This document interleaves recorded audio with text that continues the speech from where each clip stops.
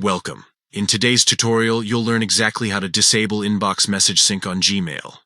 Whether you're using your phone or a computer, these simple steps will help you stop Gmail from automatically syncing new messages.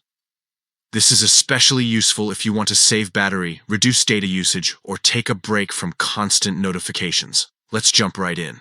First, open the Gmail app on your mobile device.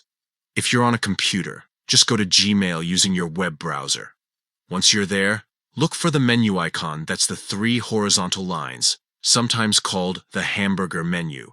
Tap or click on it to open the sidebar. Next, scroll down until you see Settings and select it.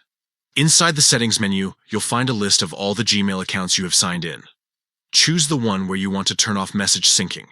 Now that you're inside your account settings, scroll down again until you find the option called Inbox Notifications.